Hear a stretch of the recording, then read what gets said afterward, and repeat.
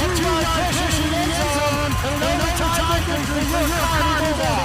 Bulldog Radio Network proudly presents the Coach Minnick Show on KMO-TV and 102.7 FM, Kearney's hometown radio station.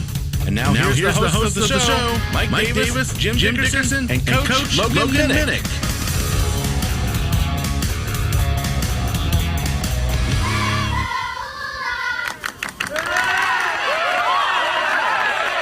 Hi there.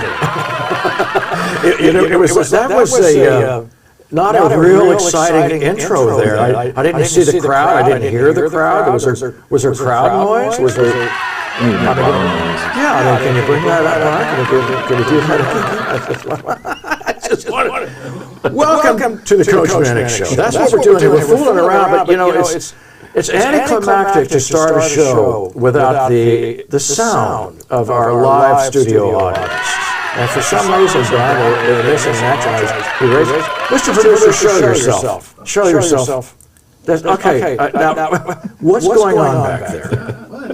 I can't hear you in my earpiece either. I can't. I don't.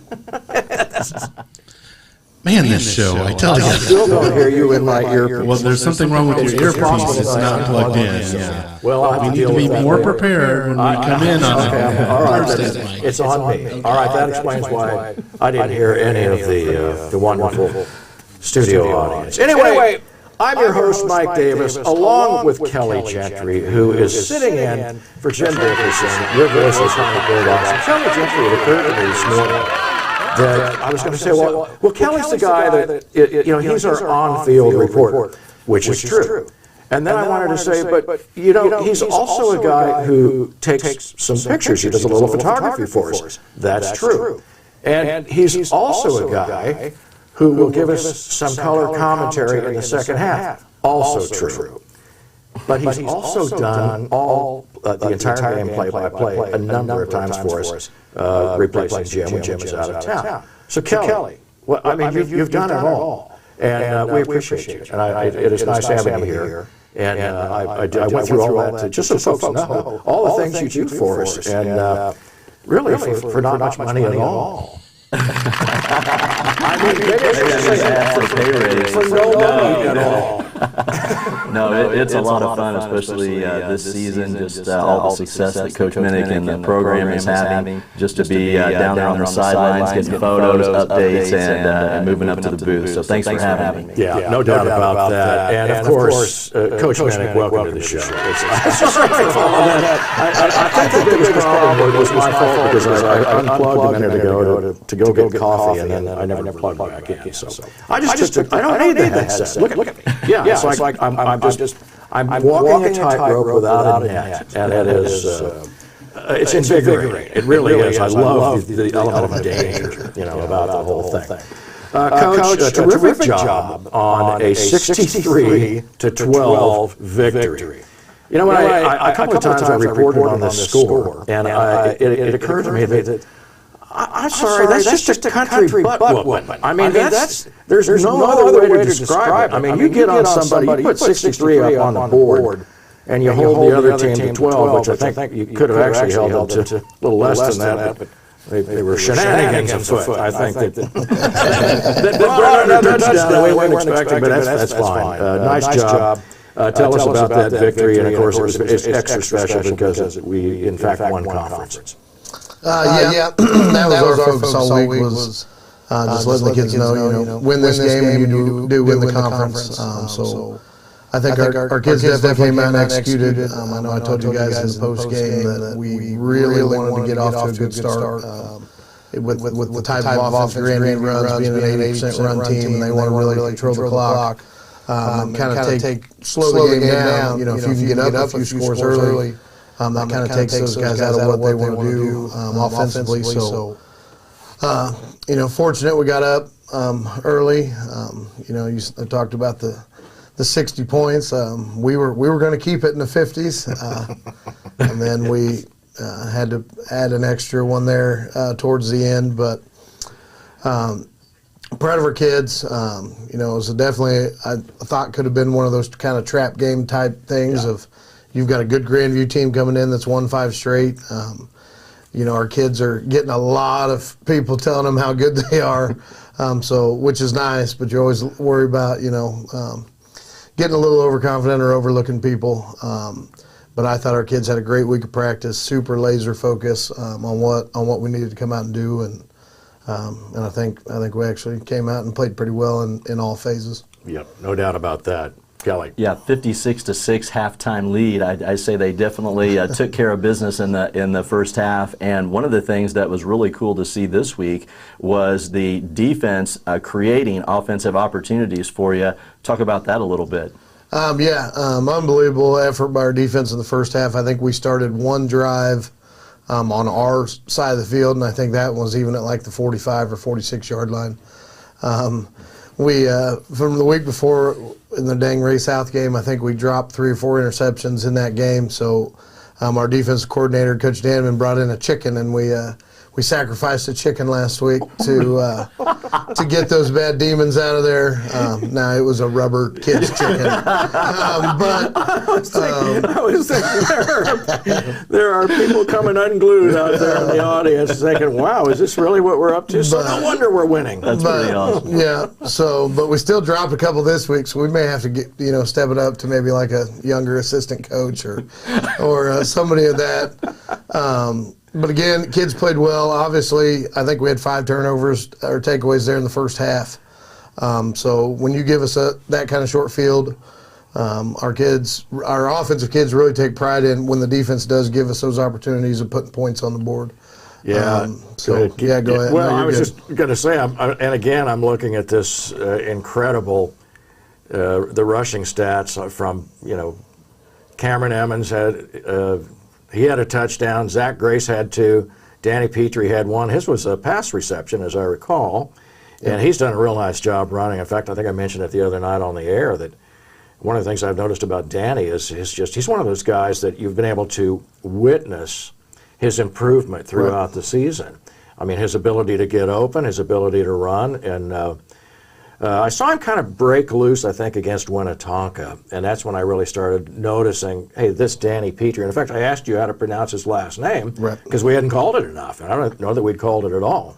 But I think he's done a really nice job. You can talk about him if you like. I think he's terrific. Yeah, sure. I know we've mentioned before he was one that had a pretty significant knee injury as a freshman, and so he didn't play as a sophomore or as a junior, and he was one that when I took the job, here's a kid you should probably talk to, Coach, let's try to get him back out. We think he can help us, and we got him back out. I asked him right before he walked out for his senior night. I said, "Am I glad you came back out?" And he goes, "Oh, it's the best decision I've ever made." Oh, that's great.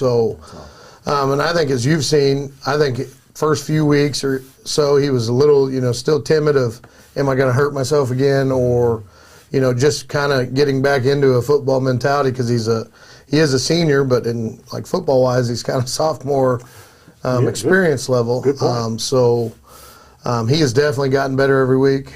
He's starting to make plays, and then just pretty blessed as an offensive coach to be able to add another weapon to a pretty diverse group we have already. So true. And then in fact, you mentioned Van Grimes on our post-game interview the other night, and you looked as excited and happy about his touchdown, I think, as he was. Yeah, I know he was really excited.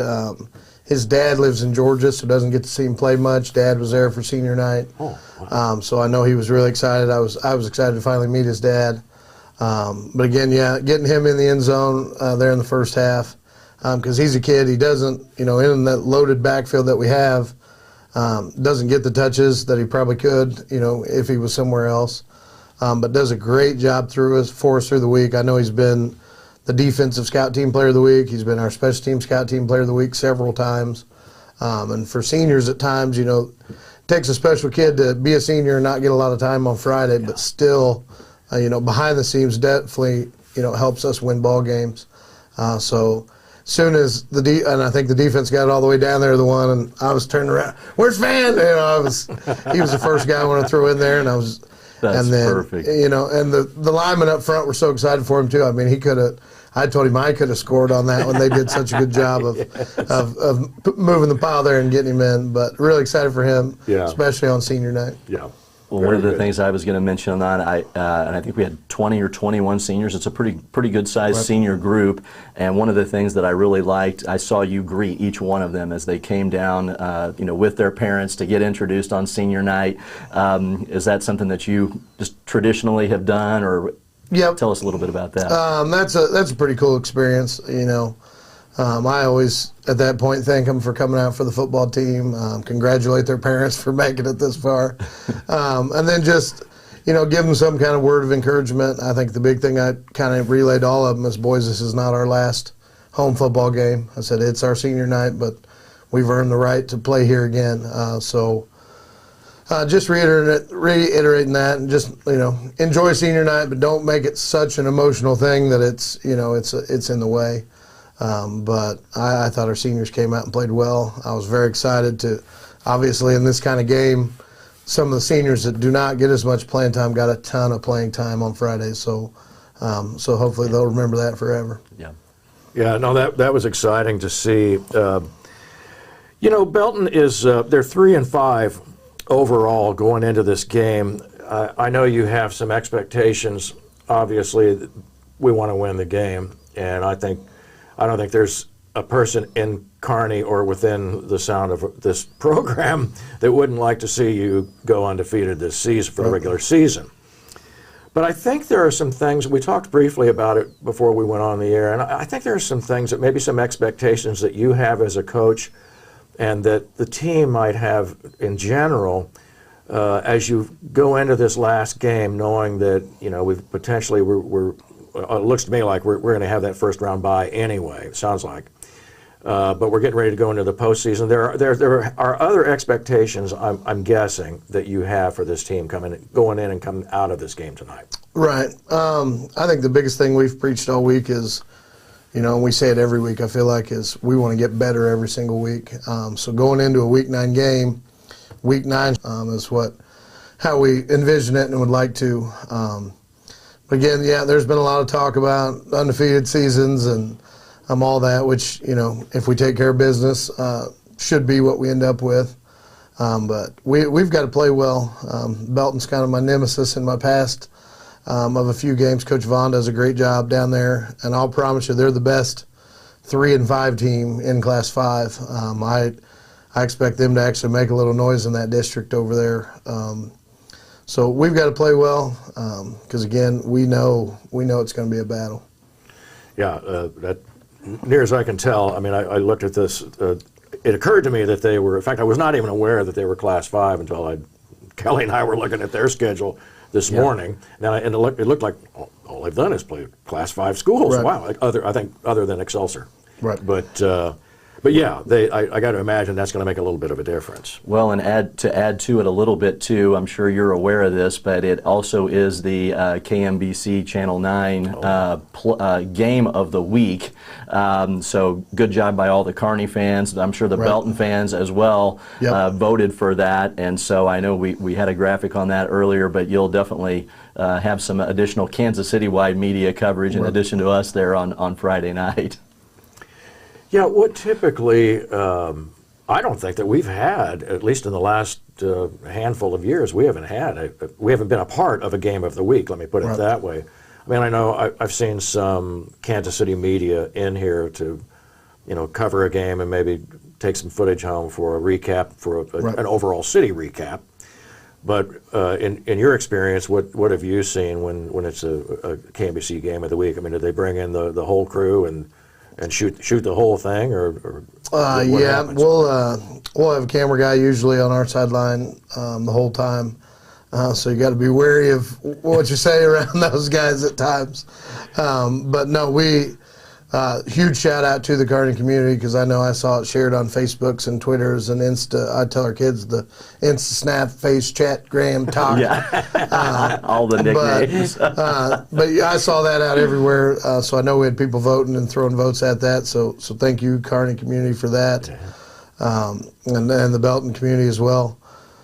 But yeah, it adds a little fun. The kids like to see those cameras around. Usually you get a pregame interview, so the camera will be adding those pounds again in pregame. But I don't know anything about that. But no, we love that we get to be a part of that. That's exciting for our kids. Yeah, it truly is. Kelly, go ahead. I know there was something else there that you had. I could tell you were this close. Oh, well, the other thing I was going to ask you about, just as it gets later in the season, and this will be the 9th regular season game, I was going to ask you a little bit about also how you kind of manage, soreness, injuries, right, those types of things to keep your guys fresh to make a postseason run as well. Yeah, it's funny you said that. We just had this talk with our kids yesterday about how the actual contact in practice is going to go down because we've got to take care of our kids, and if you haven't figured out how to be physical by week 9, you're probably not going to have it figured out, because again, this is where one kid getting banged up is now out for the season rather than a few weeks if you're in mid-year. So we've got to do just as ourselves in practice, do a great job of keeping everybody on their feet, because again, you can't afford to lose guys at this point in time. And I think another thing that's been talked about quite a bit is just with us platooning and playing as many guys as we have on Fridays, I feel like we're going in pretty healthy, and the amount of contact on our kids' bodies that, schools where they play both ways or they don't rotate at all, those kids have taken a lot more beating than our kids have. So hopefully that pays dividends here as we try to make a run at this thing. That's a great point. Well, and I was just going to mention, because you brought it up, the physicality of our team the last couple of weeks has been tremendous. I mean, we had some big hits in the game on Friday night.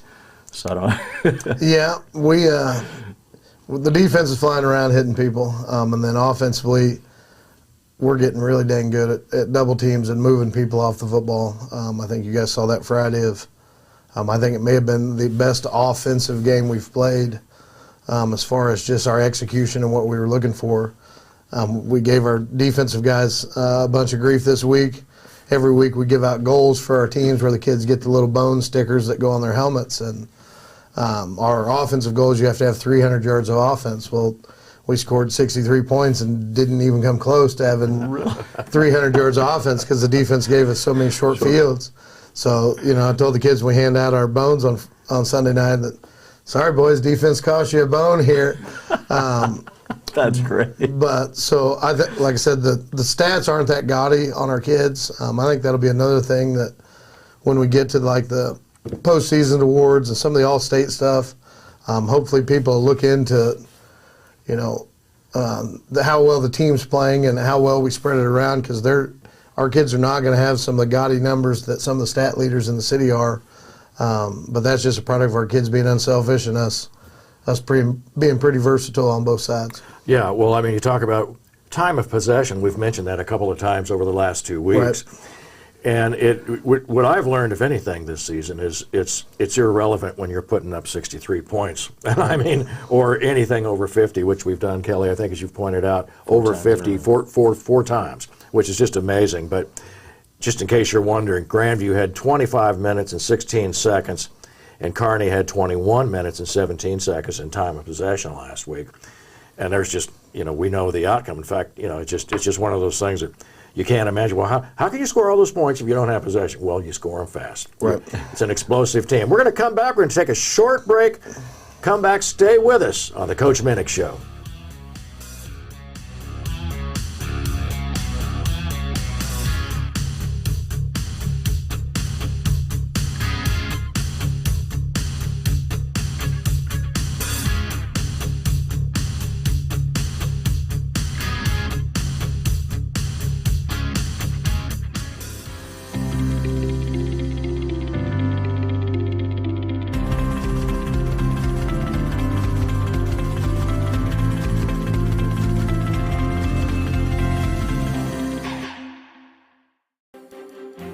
Today's business environment is more challenging than ever before.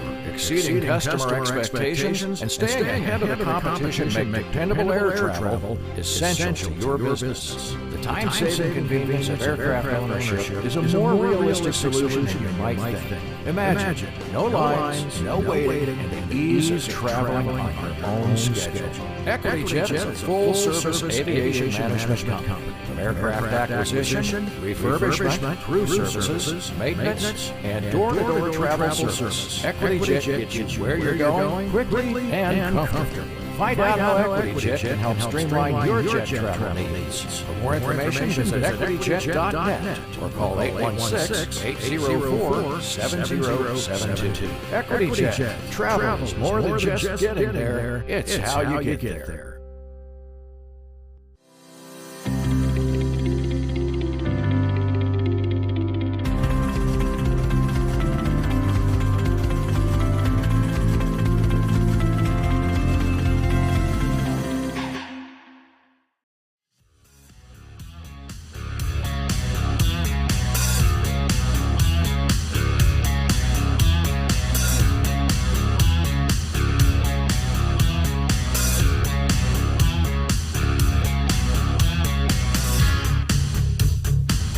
All right, we're back.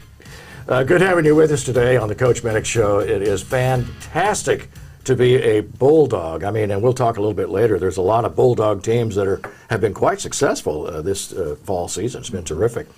But I did want to mention that we've got Grant Nolan is our Player of the Week, and what a terrific game he had, Kelly. He had a scoop and almost score, right? Or was that on? No, he had a scoop and score. A scoop and score, and then an interception that was almost run all the way back to the house. And I think he was brought down at the 1 or 2 yard line. I think I mentioned it as 1 yard, the 1 yard line, because it was really close. And one other one, which was just a devastating hit, and I believe it was in the fourth quarter against a receiver that. And it popped the ball loose, and really the kid went down kind of hard. But I mean, you talk about being physical, Coach. And it's funny. Oh, let me get this out of the way too, because this is important to Grant's mother, right, Kelly? Yes. In fact, we spoke with her before we interviewed Grant down on the field after the game, our post-game interview, and we had every intention of putting him up. But we had a little problem with our audio, let me just put it that way. And so what happened was the music that was playing through the public address system just completely covered over the audio portion of that interview to the extent it was just unlistenable. So here's what we're going to do. We're going to get Grant. We're going to interview him tomorrow night after the game. It's good to warn him. Yes, yeah, so be prepared, Grant. Give us long, thoughtful answers. So anyway, all that to say, Coach, we love the sophomore, and I love seeing these young guys out there just doing so well and at such a young age. And again, when I look at these guys, it's just like, wow, they're just kids. But you watch them play, and it's like they're beast men. Right. Yeah. Obviously, we've got some talent in our lower levels, so I should be a pretty good football coach here for the next couple of years, which will be nice. But no, Grant's been outstanding for us all year. He's one, we kind of talked, was our jack of all trades. He's a backup quarterback. He's played some receiver. He's played running back. He's played safety. He's on the special teams. So he's kind of all over the field.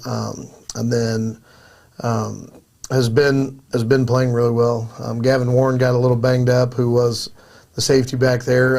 And then Grant's kind of stepped right into that role, and we haven't seen any miss in production there. And obviously, anytime you can get 2 turnovers, that's good. He could have had a third, I think, there. But obviously getting in the end zone anytime defensively is awesome. And I think Van probably owes him some kind of food or treat or something for getting tackled there at the 1 to let him stick that one in there.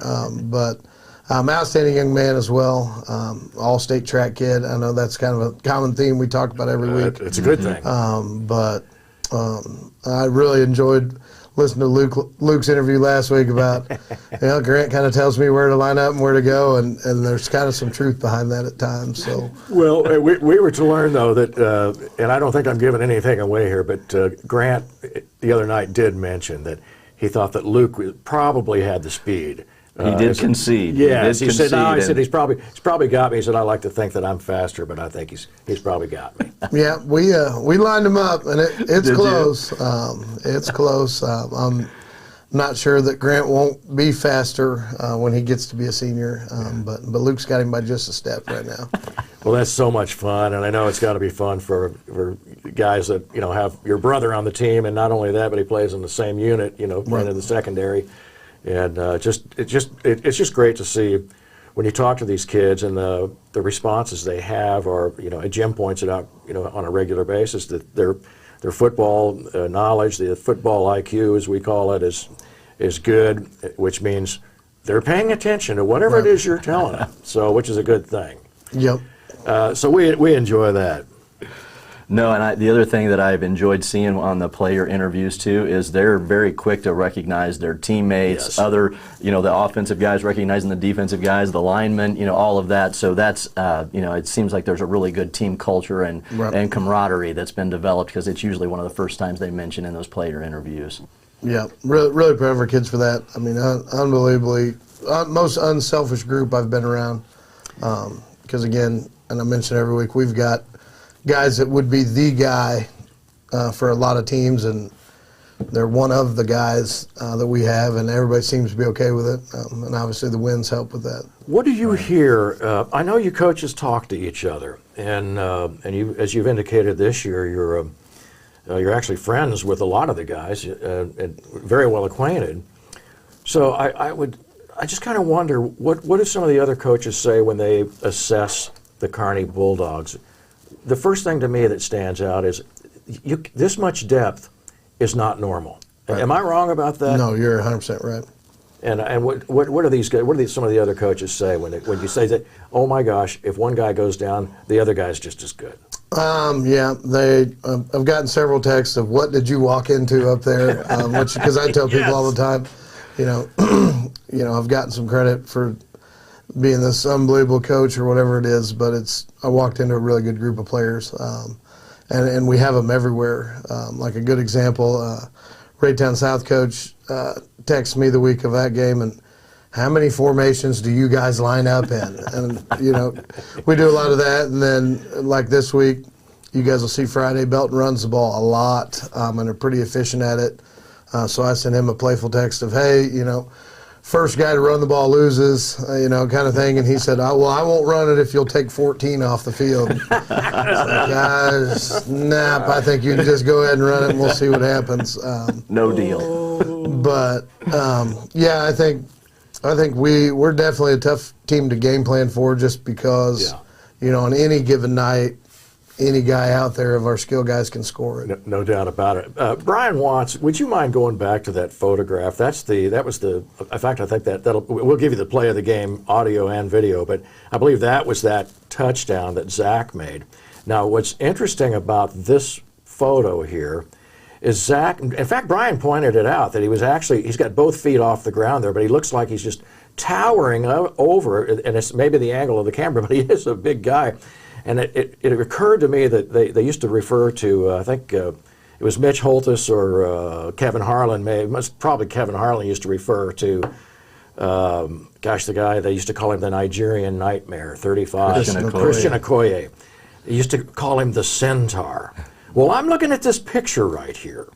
And if that doesn't look like half man, half beast, I don't know what does. Animal, right? So yes, exactly. So he could easily fall into that centaur category. But it was funny when we got to that picture. And by the way, Brian made it a point to make sure that we give Ray Weichel credit on some of the wonderful photography he's done for us this year, which is just terrific. But that to me is just a good example of Zach, and I think we see more and more of him as the season has progressed, and thank goodness I think you've done a real nice job of not, putting him through the ringer, which, as you indicated, it's the temptation is to just hand in the ball and say, just run and ham the thing, you know?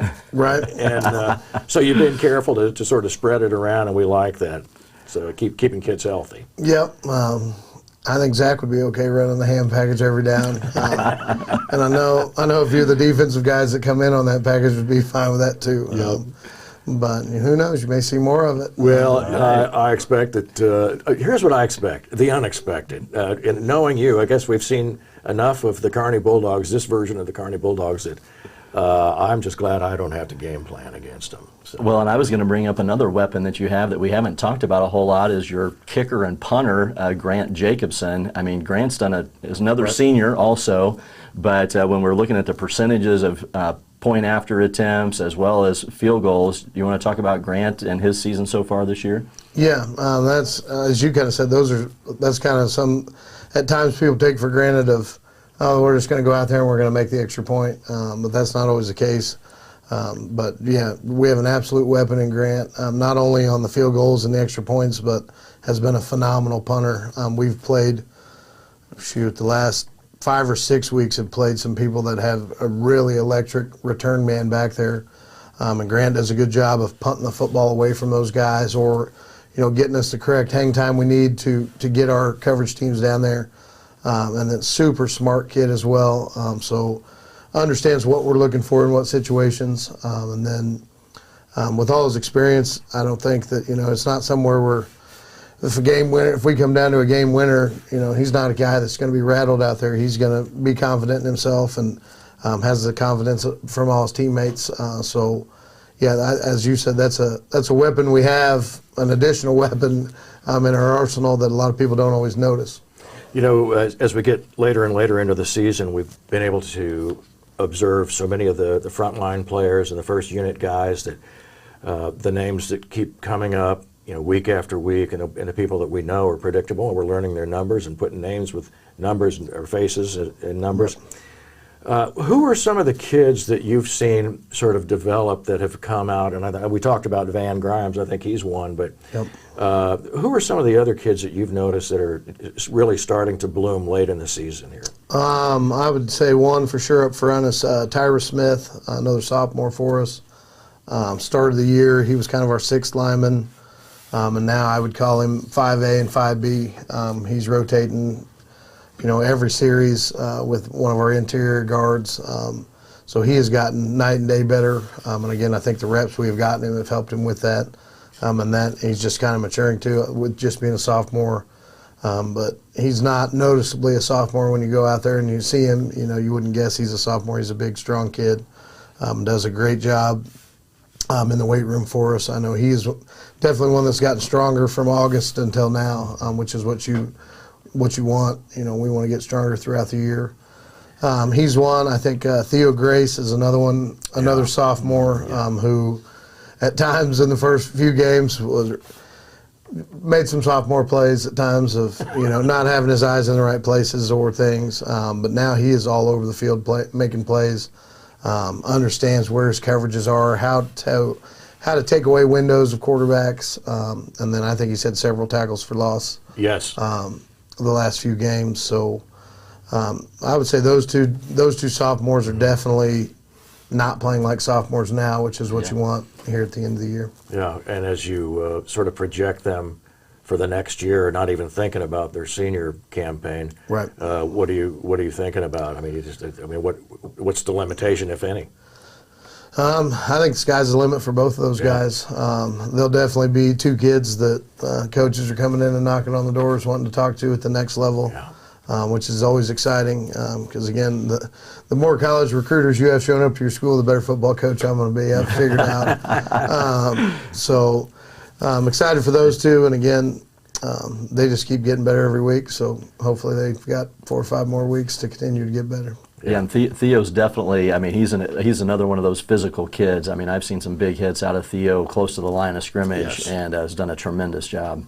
Well, and you're down on the field for a good portion of the game, Kelly, and so you get to hear the impact maybe more so than we do, and But no, I mean, to Coach's point, I mean, you've definitely seen a progression with a lot of the guys that you're bringing off the bench. You highlight those two guys, and I mean, just the last couple of weeks, the physicality of our team has been very noticeable, and so it's been fun to watch. Yeah, football's changed a lot. We talked about it a couple of weeks ago about some of the older football, the old black and white reels that you watch, that pre-1960 stuff, which is a lot of running but a lot of hard hitting and everything. And I think teams are spreading their offenses clear across the field. You get 4 guys running downfield to potential receiver, and it's a little bit of a track meet, more so now than before.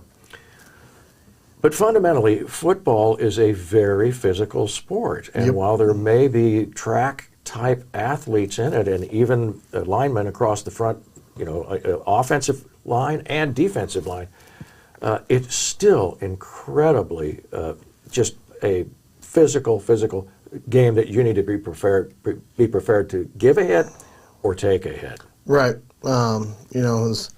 As wild as the offenses and defenses and things are now, still comes down to blocking and tackling. Whether you're in the spread or whether you're foot to foot and running it, you got to block people and you got to tackle people. You can run a 3-4, 4-4. All that's out the window. If you're blocking people and tackling, you're going to have a chance. And I know we talked a few weeks ago and said, at some point, all the pretty offenses and defenses and all that, at some point it's got to turn into a physical game. When you get down inside the 5, or it's 4th and 3, or whatever those situations are, it turns back into 1950 football of, you've got to push people around, and you've got to be the more physical team to win. Yeah, Kearney's done a great job so far this season of being just that, absolutely that, the physical team. You are with us today on the Coach Minnick Show. We're going to take a short break. Stay with us. We will be right back.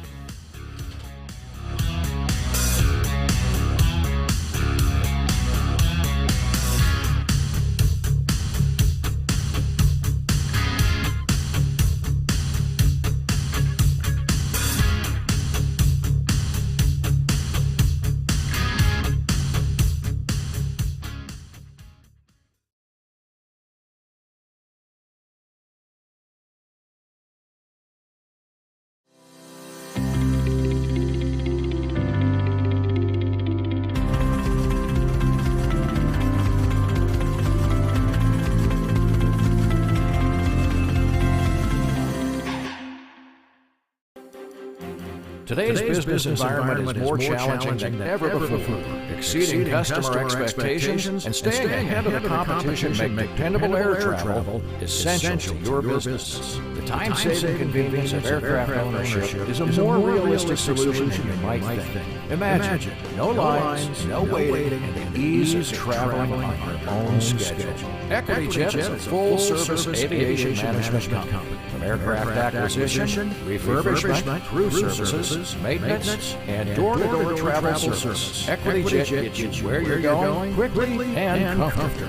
Find out how Equity Jet can help streamline your jet travel needs. For more information, visit equityjet.net or call 816-804-7072. Equity Jet. Travel is more than just getting there. It's how you get there.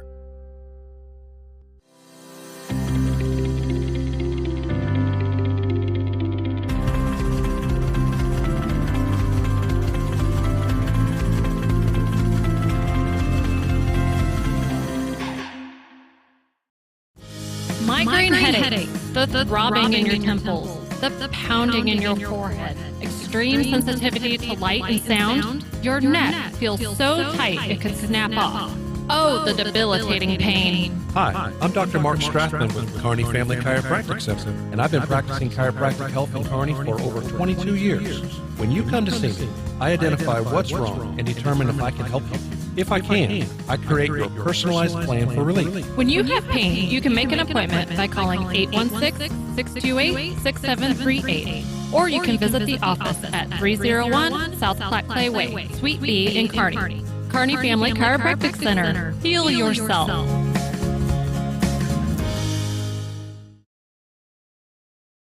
Hello, Kearney. How about them Bulldogs, Bubbles? What do you think? We're 8-0. Can we go for 9? I'm Melinda Strathman here with Bubbles the Weather Pug, bringing you your game day forecast, Kearney versus Belton. At kickoff, we're looking at a beautiful 77 degrees and sunny, and then when you're heading home after the Bulldogs win, 70 degrees. I'm Melinda Strathman here with Bubbles the Weather Pug. Have a wonderful Friday evening. Go Bulldogs!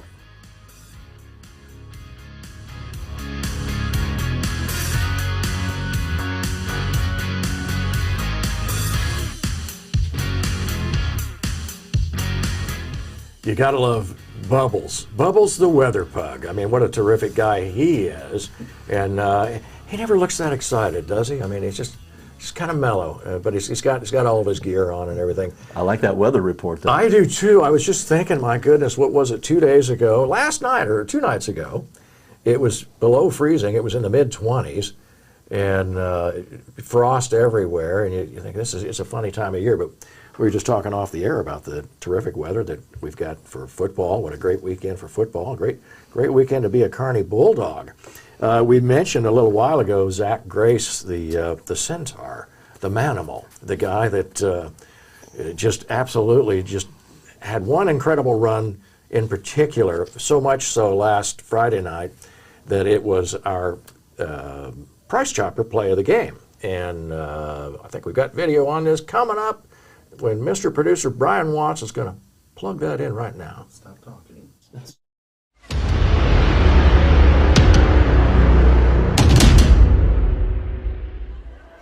Rooney stands in the pistol, takes the snap. There's a handoff and a reverse. Now Zach Grace has it, looking for some running room on the left side. Slips by one tackle, and now he broke free, and he's into the end zone for a touchdown. There's no stop. They had him stopped in the backfield, and he broke 2 tackles. They thought they did, not the big man. Nope, not number 14. Zach Grace has the strength of an ox and the speed of a gazelle. I mean, the guy just absolutely finds his way to the end zone, and it looks effortless.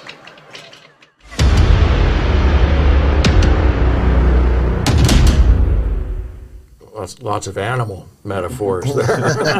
lots of that going on. I liked watching Zach shove that defensive lineman to the ground. I don't think one person's going to tackle Zach this year. No, and he just gets stronger as the year goes on, and you just look at him and you almost feel sorry for opposing defenses. Yeah, that what you saw there, that's just all coaching. Every bit of it. No, what I did like from that clip, and I think you guys have seen when we do run that double inside handoff there, you see the unselfish play. Casey Rooney jumps out in front and actually lead blocks out on that thing. So when you're getting your quarterback and run involved in the blocking game as well. But yeah, like we talked, seems like a broken record that get the ball to Zach Grace, good things are going to happen. So yeah, no doubt. We'll continue to do that. Well, I noticed that Cameron Emmons, that was part of the reverse, and he was standing over there on the right side, and he was completely out of the play by the time that Zach was nearly in the end zone. It was fun. The number of times I watched it, I saw Cameron standing there and put his arms up in the air, just like that touchdown, and he knew it was. And it was before Zach had crossed the goal line. It was really fun seeing the other running back say, "Yep, another 6 points right there." Yep. Yeah, you just love it, the excitement. So. I know Jim likes doing the court of Coach Minnick. Yes. And we had another great example of Coach Minnick taking advantage of the kickoff rule and making them re-kick. Entirely flipped the field on that. You want to talk about that a little bit, Coach? Yeah. Doesn't happen very often, but now we've had it happen 2 weeks in a row, and I knew as soon as I made him re-kick, I was like, I know the radio guys are saying Coach us up on that last week. Yep. But, anytime, they didn't have a real deep kicker, again, it was one of those situations of, yes, 35 is great field position, but we think we can get more, especially when they've got to back up 5 yards and kick it again. And then at any point, we're confident. We've got our 2 returners back there in Joe Marshall and Luke Nolan. But I think either one of our upbacks as well can take it to the house, given the opportunity. And I think on kickoff return especially, we're doing such a good job of getting bodies on bodies.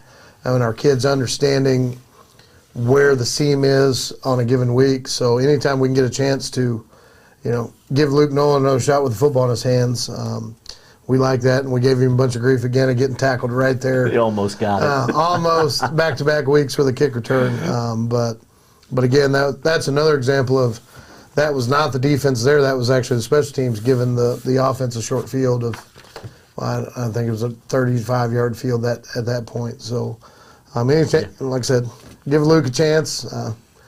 We're going to try to do her. And that was a 50-yard swing in field position, which was huge. Yes, yeah. As we mentioned, it has been a terrific year for not only football, but there are a number of other Kearney Bulldog teams that have done really well. Let's talk about them. Yeah, so the Kearney girls softball team just won their sectional game, so they have qualified for the Final Four. So they will be playing in Springfield this weekend. So if folks can go to the Kearney game at Belton and then just keep on going south and head on down to Springfield to watch the Kearney softball girls. So congratulations to them.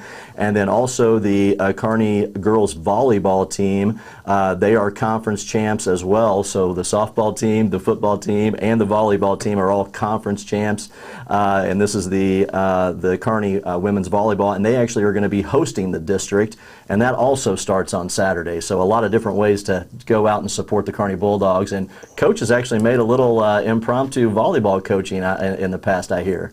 Yep, I was up at our C-team tournament a few weeks back, and our C-team coach was also running the entire tournament and coaching it at the same time. So she needed to step away for just a quick second. She's like, Coach, can you step in here? I'm like, heck yeah, I can. Let's go. So jumped right in there, and she was gone and back very quickly. I hate to admit we were down 0-2 when she came back. But I did tell her, I said, you have no idea how close I was to calling a timeout and getting after these girls. But they did come back and win that set, so I'm adding that to my undefeated total of. Oh, there you go. Yes, you know, 8-0 football, 1-0 volleyball. So. I shouldn't do. That's perfect. Oh, that's terrific. Exciting news, too, I did want to point out, so I don't forget it. Our Kearney Bulldog play-by-play team is headed out to Belton this Friday night. Kelly's going to be with us. Brian, our producer-engineer, who makes everything happen. Jim Dickerson will be with us, we hope. We're going to have, listen, this is going to be a ball. I think this is one of those really great opportunities to really put a cap on the regular season of this year's edition of the Kearney Bulldogs, the conference champs, and this is going to give us the opportunity to really, to hang. Well, I don't know if there's a flag for it, but we will all be raising our arms for an undefeated season. That's what we're shooting for. Absolutely, and Brian had a graphic there for the football team, and I was going to ask you about it, Coach, because you've got the Protect the Tradition. Yes. I don't know exactly where this comes from, but we've already got the Conference 2022 up there, and I heard you say it last week. That's really cool for the kids, especially the senior group, because that'll be in the school forever, something they can be proud of when they're old like me and come back to the school and they can say, hey, I was part of that. So tell us a little bit about this. Yep. Obviously, you can see Kearney's had a pretty storied tradition in football. Glad to be part of kind of bringing that back. I know, again, the community's really excited for it.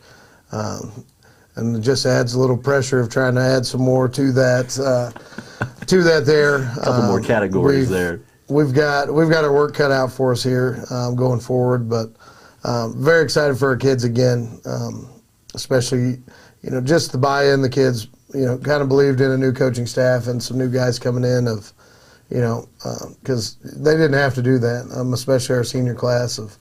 They could have just tried to play their ball and get out, but excited for our kids, and hopefully we can continue to add to that graphic.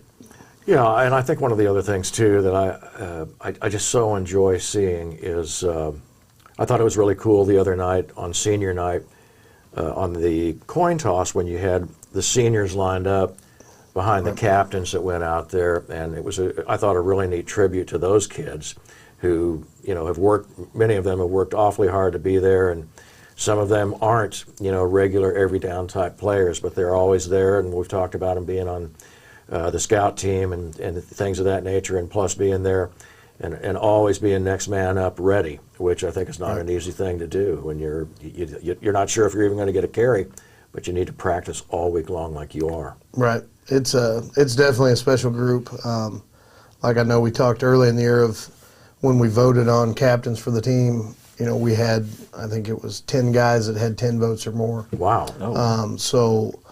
There's in that senior group is a group that all the underclassmen are looking up to, and it's not just, you know, a select few. It's several. And again, as you I think hammered home of so unselfish of you do have a bunch of seniors on this team that are the scout team guys that are the kind of behind the scenes guys you never see on Fridays, but make us better every single week. And they take a lot of pride in that.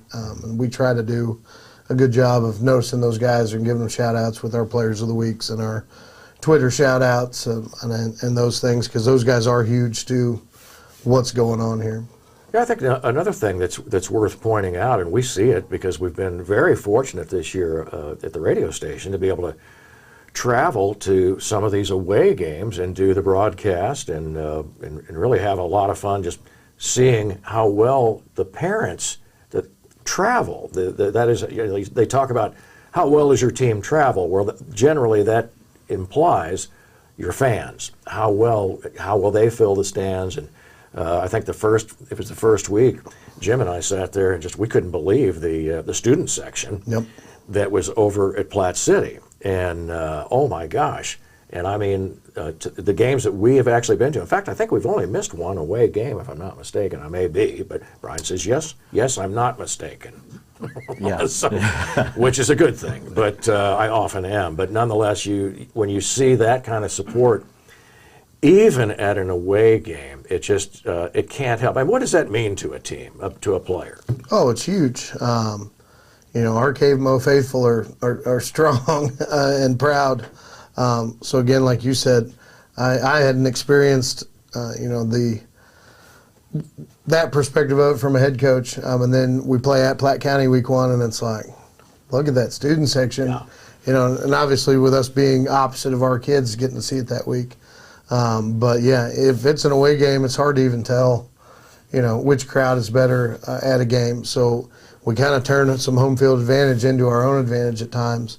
Like another great example, like when we went to team camp this summer, the whole practice field is lined with, you know, Kearney parents in their lawn chairs, and they're out there, you know, grilling and tailgating in the parking lot between scrimmages. So we definitely have a town that's excited, and that was one thing that, you know, a big reason for leaving Raytown to come back here was the community support and how athletics matter in this town. I think you could see it last night at the softball game. You know, I'm out in the outfield leaning against the fence because there's not a seat to sit anywhere. Wow. And the whole fence was lined.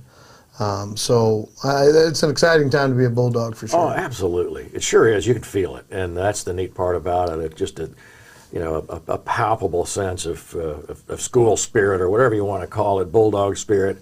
And just know that, as I've said before a couple of times, the outcome of this could be glorious. And I just love being a part of it. So what else you got there, Kelly? Anything that to kind of start wrapping this thing up? You know, I was just going to say, like, we've heard several of the players and even some of the assistant coaches just talking about how much fun that they've had this year with the team and the culture, the positivity that's been created. And, you know, and I think, like you said, that senior group being so unselfish, team first guys, right. And the younger guys are going to see that, as well as, you know, you and the other coaches enforcing that. So, I mean, I don't know if you want to talk about that culture and climate a little bit, but it sounds like it's just at an all-time high.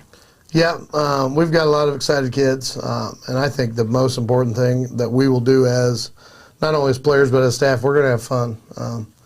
Because I can promise you, us high school teachers and coaches aren't paid enough to not enjoy what we're doing. Yeah. So, again, because it is, at the end of the day, it's a game. And kids come out because they want to have fun. You know, we have fun at practice. We play music at practice. You know, it's up-tempo, and you know, you've got to make it fun, because if it's not fun, you know, you're not going to have kids out, and it is a game. No doubt about it. we've got a couple of minutes left here, and I did want to mention one other coach that I had an opportunity to visit with last Friday night because I had gotten to know him as a player, and that's Dakota Amu, and he's a running backs coach. Yep. And one of the things I noticed about him is the great relationship he has with the players, but I noticed in particular it seemed like he has a really great relationship with Casey. And I watched those two guys interact quite a bit. But talk about Dakota Amu. Yeah, it was a great get for us. Obviously, someone that was in the program, was part of the Jones and Gray area, so he had perspectives on both of those, which was nice to bring back. And then was an outstanding player here as well. Yes. But is definitely one of our best coaches at building relationships with kids. Because Casey's not even in his position group, but they've got a pretty special bond with them both being Kearney quarterbacks. And then he's got a group of running backs that are very talented, and him being able to manage that entire group, in a group that there could be some diva-ness or guys wanting football, he's done a great job of keeping those guys all grounded. And then we actually, I don't know if Dakota wants people to know, but he got hired as a full-time sub at the high school as he's finishing up his school to become a teacher. So I was really excited. Now we've got him in district, not only as a football coach, but he'll be in the high school every day. So that's great. So excited for him. We give Coach Amu a lot of grief, but he's an outstanding coach. He is. His enthusiasm is infectious. 100%. And I noticed that last week after we were getting ready to leave and kind of picking up our stuff and heading out of here. And so I saw him, and grabbed him, and it's good to talk to him again. But what a terrific guy. And he said, "Yeah, I'll do anything for you. Whatever you guys want me to do, I'll do it." And he was just all enthusiasm and just all in on what he's doing. And I got to believe that is infectious, having a coach with that kind of enthusiasm. And really, really, talk about a guy enjoying his work. Yep. He looks like he could go play too. Yeah, it does. It looks like he can still sling it. Yeah. He gets a little scout team quarterback on Wednesdays. Yeah. I've actually, the last couple Tuesdays, I've thrown it around a little bit. On Tuesday, I think I hurt Coach Amu's feelings a little bit of taking a few of his reps during practice. That's great. How's the shoulder feeling? Oh, man. I can't even move it on Wednesdays. Yeah, right, exactly. Somehow know that feeling. Yeah. Well, don't forget, we're going to be on the radio. We will be broadcasting this game live. The Belton, what are the Belton guys again? Pirates. Arr, wow, how about that? The Pirates. We used to have a joke about that, Brian. I won't even talk about it, but it was hilarious. But Kearney Bulldogs versus at Belton Pirates this Friday night. The pregame will start at 7:40, and we'll be there with all that information, and the game starts at 7 o'clock. And 6:40, beg your pardon, not 7:40. Brian corrected me with 6 fingers. Yes, well done. He knows that's the kind of mentality I have. I need to see the fingers, yes, because otherwise I won't know. But we're very excited to be able to take our game on the road and be a part of this, just what I think is an historic, at least over the course of these last few years, several years, I think, that great opportunity for us to be a part of this. So we hope if you can't be out there at the game, join us on 102.7 FM or a host of other things. Just go to our website and you can listen to this thing from anywhere on the planet if they have internet. So there you go.